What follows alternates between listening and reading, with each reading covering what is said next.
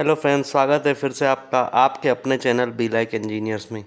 दोस्तों, आज का जो वीडियो होने वाला है वो आपके लिए बहुत ही ज़्यादा इम्पोर्टेंट होने वाला है, क्योंकि अगर आप भी अपने घर में फ्लाई ऐश ब्रिक यूज़ कर रहे हैं या करने वाले हैं तो सबसे पहले आपको उसके फ़ायदे और नुकसान के बारे में जान लेना चाहिए। आज के इस वीडियो में मैं इसी टॉपिक पे बात करने वाला हूँ, जिसमें मैं आपको उसके सारे फ़ायदे और सारे नुकसान बताऊँगा, जिससे कि आपको इस मतलब निष्कर्ष तक पहुँचने में आसानी होगी कि फ्लाई ऐश ब्रिक घर में यूज़ करना चाहिए या नहीं करना चाहिए। तो चलिए, आपका ज़्यादा समय न लेते हुए सीधे वीडियो को शुरू करते हैं और जानते हैं कि फ्लाई ऐश ब्रिक के क्या क्या फ़ायदे होते हैं और क्या नुकसान होते हैं। तो फ़ायदे और नुकसान के पहले सबसे पहले मैं आपको ये बता दूं कि फ्लाई ऐश ब्रिक जो है वो बनती कैसे है। तो देखिए, फ्लाई ऐश ब्रिक जो होती है, तो जो इंडस्ट्रियल वेस्ट होते हैं जैसे कि फ्लाई ऐश का सीमेंट, सैंड, स्टोन डस्ट वगैरह, इन सब से जो है फ्लाई ऐश की मैन्युफैक्चरिंग होती है। और दोस्तों, आज के टाइम में फ्लाई ऐश ब्रिक जो है वो, जैसा कि आप लोगों ने भी देखा होगा, कि बहुत ही ज़्यादा यूज़ की जाती है। लोग आजकल क्ले ब्रिक की जगह बहुत ज़्यादा फ्लाई ऐश ब्रिक यूज़ कर रहे हैं, बहुत ज़्यादा पॉपुलर हो गई है अभी ये। अब चलिए, सबसे पहले बात करते हैं इसके फ़ायदों की। तो सबसे पहले बात आती है स्ट्रेंथ की। तो देखिए, जो कंप्रेसिव स्ट्रेंथ होती है इस अपनी फ्लाई ऐश ब्रिक की, ये बहुत ही ज़्यादा होती है। लगभग 9 से 10 न्यूटन पर मिलीमीटर स्क्वायर के आसपास होती है। तो इसकी जो स्ट्रेंथ है वो ज़्यादा होने के कारण इसमें ब्रेकेज और वेस्टेज ज़्यादा नहीं होता है जब हम इसका ट्रांसपोर्ट या हैंडलिंग करते हैं। अब देखिए, नेक्स्ट बात करें इसकी थर्मल प्रॉपर्टीज़ की। तो देखिए, इसकी जो थर्मल कंडक्टिविटी होती है वो 0.90 से 1.05 के बीच में होती है, जिसकी वजह से ये जो है लेस हीट को अब्जॉर्ब करती है। और हीट अगर लेस अब्जॉर्ब करेगी तो जो पोज़ोलॉनिक रिएक्शन होती है फ्लाई ऐश और लाइम के बीच में, उससे क्या होगा कि हीट कम निकलती है, जिससे कि गर्मियों के सीज़न में भी और जो हॉट क्लाइमेट वाली जगह है वहाँ पे भी आपकी बिल्डिंग को काफ़ी हद तक ठंडा रखने में मदद करती है। अब देखिए, नेक्स्ट बात करें इसकी ड्यूरेबिलिटी की। तो फ्लाई ऐश ब्रिक जो होती है हाईली ड्यूरेबल होती है और लेस परमिएबल होती है। अब लेस परमिएबल होने के कारण क्या होता है, जो एफ्लोरेसेंस हो जाता है ब्रिक्स पे, आपने देखा होगा जो हम रेड ब्रिक की जो दीवार बनाते हैं उस पर सफ़ेद धब्बे से आ जाते हैं कभी कभी, ठीक है, वो इसमें बिल्कुल कम होता है। बहुत ही कम चांसेस होते हैं कि वो इस तरह के धब्बे आपको आएंगे। अब क्या होता है, क्योंकि ये लेस परमिएबल है, इसका मतलब ये वाटर भी लेस अब्जॉर्ब करती है, यानी कि पानी को कम खींचती है, जिसकी वजह से आपकी वॉल में जो डैम्पनेस आ जाएगी, सीलन वगैरह आ जाती है, उसके भी चांसेस कम हो जाते हैं। नेक्स्ट आगे और बात करें अगर, तो ये जो है हाईली रेसिस्टेंट होती है माइल्ड एसिड और सल्फेट से। और कारण यही होता है, आपके वाटर वगैरह में कुछ ऐसी चीज़ें प्रेजेंट होती है जिसकी वजह से वो एफ्लोरेसेंस होने लगता है, तो ये उस चीज़ को भी रेसिस्ट करती है। अब बात करें अगर साउंड इंसुलेशन की, तो फ्लाई ऐश ब्रिक जो है बिल्डिंग को एक डिसेंट साउंड इंसुलेशन प्रोवाइड करती है। उसके बाद बात करें फायर रेसिस्टेंट की, तो फ्लाई ऐश ब्रिक जो होती है हाईली फायर रेसिस्टेंट होती है। नेक्स्ट बात आती है इसकी सस्टेनेबिलिटी की। तो फ्लाई ऐश ब्रिक जो होती है फ्रेंड्स, वो इन्वायरमेंटली फ्रेंडली होती है, क्योंकि ये वेस्ट मटेरियल से बनी होती है जो कि थर्मल पावर प्लांट से निकलते हैं। और इसकी वजह से है जो भी मतलब कोई भी पॉल्यूशन या इन्वायरमेंटल डैमेज नहीं होता है, इसलिए इसको एक वाइट कैटेगरी प्रोडक्ट में मतलब वाइट प्रोडक्ट की कैटेगरी में रखा गया है। अब दोस्तों, नेक्स्ट बात करें इसकी वर्केबिलिटी की। तो फ्लाई ऐश ब्रिक जो होती है उसकी इजी वर्केबिलिटी होती है, और जैसा कि मैंने आपको पहले भी बताया, कम वाटर को अब्जॉर्ब करती है ये।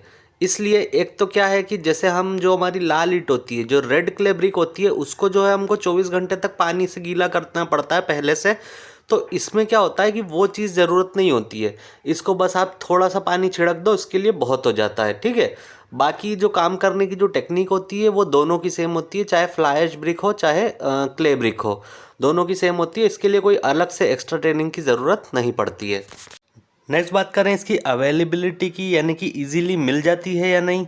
तो देखिए, इसके जो प्लांट है वो आजकल हर छोटी बड़ी सिटी वगैरह में, आजकल तो गांव में भी इसके प्लांट मिल जाते हैं, तो आपको ये इजीली अवेलेबल हो जाएगी, आपके आसपास के एरिया में ज़रूर होगी ये। तो जिस तरह से आपको रेड क्ले ब्रिक हर जगह पे मिल सकती है, वैसे ही आजकल ये भी आपको आपकी जगह पे इजीली मिल जाएगी।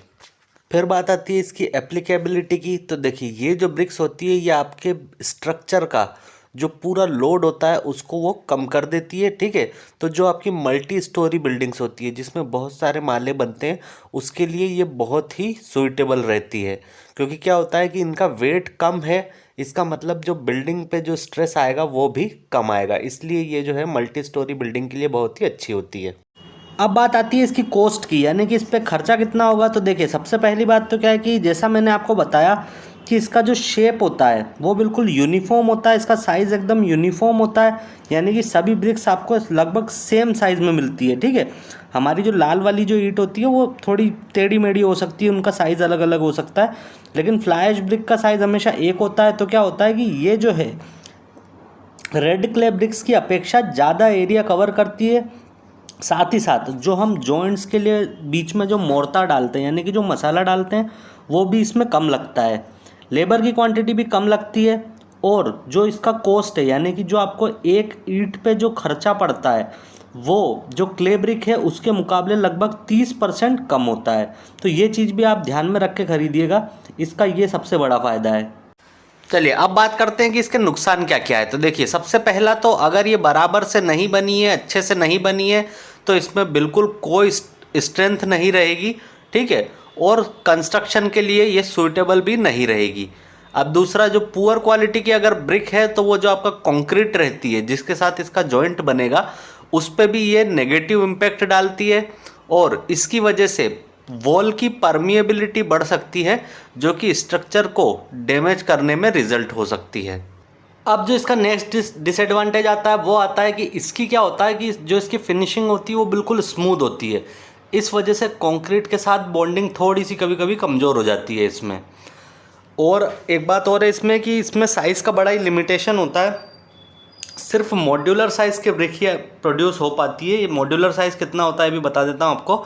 मॉड्यूलर साइज़ होता है 20 centimetre bye 10 centimetre bye 10 centimetre.